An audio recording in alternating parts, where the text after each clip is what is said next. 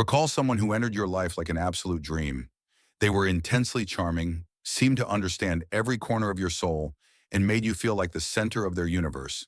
But almost overnight, the warmth in their eyes turned ice cold. Their praises morphed into harsh criticisms, and suddenly every problem was somehow your fault. Why does someone who initially seemed to love you deeply suddenly flip into a ruthless manipulator? Why is it impossible for them to offer a genuine apology, even when they are undeniably in the wrong?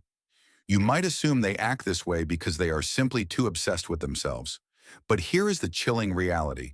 They actually despise their true selves so deeply that they had to fabricate an entirely fake persona just to survive. Today we are going to dissect the hidden psychological machinery behind narcissism, not to label anyone, but to decode the most destructive cycle of manipulation known to the human mind. When we hear the word narcissist, our minds usually jump to a predictable stereotype. Thanks to pop culture and social media, we tend to equate narcissism with simple vanity. The person who takes too many selfies, constantly brags about their wealth, or is overly obsessed with their appearance. We often brush it off as an annoying, yet relatively harmless personality quirk. But clinical psychology paints a much darker, far more agonizing picture. According to a profound 2011 study on attachment theory by Levy and colleagues, true narcissism is not rooted in self-love. Instead, it is a desperate, lifelong defense mechanism designed to outrun a paralyzing sense of core shame. Because they lack the internal capacity to generate their own self-worth, they become emotional vampires, forever hunting for narcissistic supply, the external validation, admiration, and control required to keep their fragile, fabricated persona from completely collapsing. But here is the most unsettling part. How can you actually spot a genuine narcissist when they are often the most charismatic masters of disguise in the room? To understand their hidden playbook, we must look behind the three most ruthless masks they wear every single day. Characteristic 1. The narcissistic injury and the paradox of rage. On the outside, a narcissist often projects the aura of an invincible monarch. They appear entirely self-assured, dominating spaces with a confidence that seems utterly untouchable. Yet the profound paradox is that this grandiose armor is actually as fragile as glass. A seemingly harmless critique, a boundary you set, or even a slight shift in your tone can instantly shatter it, triggering an explosive, vindictive reaction known in psychology as narcissistic rage. Imagine a charismatic superior who strategically isolates you and sabotages your career for months, simply because you politely corrected a minor typo during a routine team meeting. Why does a supposedly confident mind react to a tiny scratch as if it were a fatal stab wound?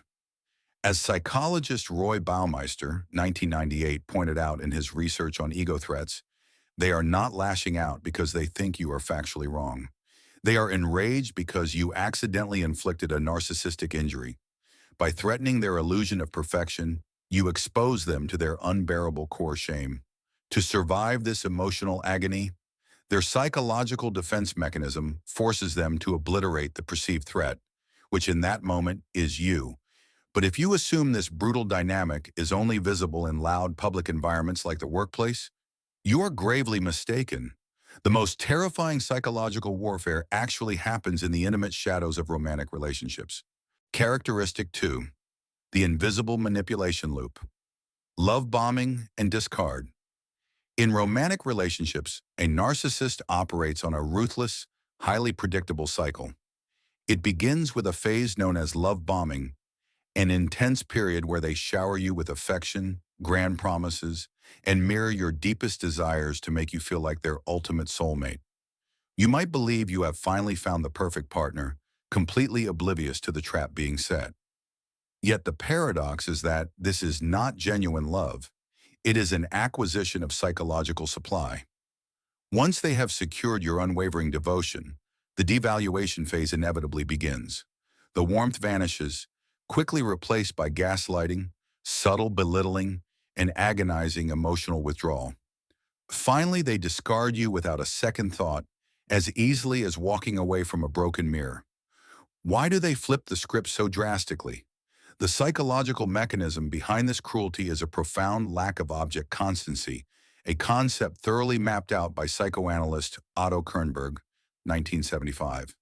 Because their emotional development is severely stunted, they are fundamentally incapable of maintaining a positive emotional connection to you the exact moment you stop validating their grandiose false self or the moment you attempt to set a boundary. But here is the chilling truth you must realize. They do not discard you because you have lost your value. They discard you because they have successfully drained it. However, if you assume every narcissistic nightmare involves this kind of loud, aggressive manipulation, you need to brace yourself. There is a third, far more insidious type of narcissist who hides in plain sight, weaponizing the very thing you would least expect, their own vulnerability. Characteristic 3, covert narcissism and the weaponization of vulnerability. Not all narcissists demand the spotlight. In fact, the most dangerous ones often hide in the shadows. Meet the covert narcissist. On the surface, they appear introverted, self-deprecating, and chronically victimized by a world they believe constantly fails to recognize their unique brilliance. The profound paradox here is that instead of boasting about their superiority, they weaponize their vulnerability. They do not demand applause. They demand your pity. By playing the eternal martyr, they subtly guilt-trip you, draining your emotional energy while making you feel entirely responsible for their endless misery. You might genuinely believe you are saving a broken soul, but the unsettling truth is that you are just supplying a bottomless void. How can extreme insecurity still be classified as narcissism? According to clinical psychologist Craig Malkin, 2015, their grandiosity is simply inverted. Their hidden, deeply ingrained belief is, my pain is more profound, my sacrifices are more heroic, and therefore everyone else owes me. Whether they wear the loud, aggressive mask of a tyrant or the quiet, weeping mask of a tragic victim, all narcissists are forged in the exact same dark psychological furnace. But how does a human mind become so profoundly fractured in the first place? To truly decode the roots of this disorder, we must travel back to where the initial, devastating wound was inflicted. Step 6. Causes and deep psychological mechanisms. Whether a narcissist acts like a ruthless tyrant or a fragile martyr, their fractured psychology originates from the exact same dark place. Narcissism does not simply materialize out of thin air. Neurologically and psychoanalytically, it is often a primal survival response to a complex childhood environment. To truly understand their devastating behavior, we must look at the furnace that forged them. Narcissists typically grow up in relational extremes. They are either subjected to severe emotional neglect, or they are relentlessly molded into a family's golden child. A landmark 2015 study published in the Proceedings of the National Academy of Sciences, PNAS, by researcher Eddie Brummelman, uncovered a chilling reality. The study found that narcissism is not cultivated by parental warmth or unconditional love. Rather, it is born from parental overvaluation. These children were conditioned with the toxic narrative that they are inherently superior to others, yet they were fundamentally deprived of genuine, unconditional affection when they failed or simply showed human flaws. Consequently, the child's mind internalizes a devastating lesson. My true self is entirely unlovable and worthless. I am only valuable when I am perfect, outstanding, or useful to others. But here is where the psychological mechanism becomes truly tragic. To survive this profound emotional starvation and core shame, the child's mind effectively suffocates their authentic self and constructs a grandiose, false self.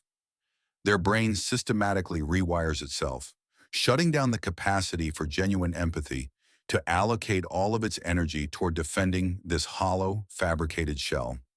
They spend their entire adult lives aggressively guarding a fortress that is completely empty inside. Understanding this tragic origin story gives us profound insight into the human mind. However, there is a distinct, dangerous line between having empathy for a person's traumatic past and allowing yourself to become a casualty of it. While understanding this tragic origin gives us profound insight, we must navigate this knowledge with extreme caution. Empathy for a narcissist's trauma does not mean you should romanticize their behavior or offer yourself as a rehabilitation center. Please remember, this video is for educational exploration and is never a substitute for professional clinical therapy or diagnosis. Furthermore, we must stop casually labeling every toxic ex or selfish colleague as a narcissist. Human behavior is incredibly complex, and everyone possesses a healthy degree of narcissism required for basic self-esteem. True narcissistic personality disorder is a rigid, destructive psychological structure, not a mere personality quirk. Do not use these insights to weaponize psychology against others, but rather to build impenetrable boundaries for your own mental peace. So, what is the ultimate lesson we can extract from this dark psychological labyrinth? Ultimately, living as a narcissist is like being trapped in a cold hall of mirrors. They desperately crave authentic connection, yet their paralyzing fear of vulnerability forces them to burn every single bridge that could lead them to it. Their reality is not a life of self-love, but a lifelong exhausting sentence of outrunning self-hatred. But as we look deeply into their fractured minds, perhaps the most profound question we must ask is about ourselves. Are we bending over backward to fix someone who only sees us as an emotional supply? Or are we brave enough to walk away and heal our own unseen wounds? If this exploration into the psychology of narcissism helped validate your own experiences, please share your story in the comments below. Don't forget to like, subscribe, and hit the bell so we can continue unraveling the deepest mysteries of the human mind together.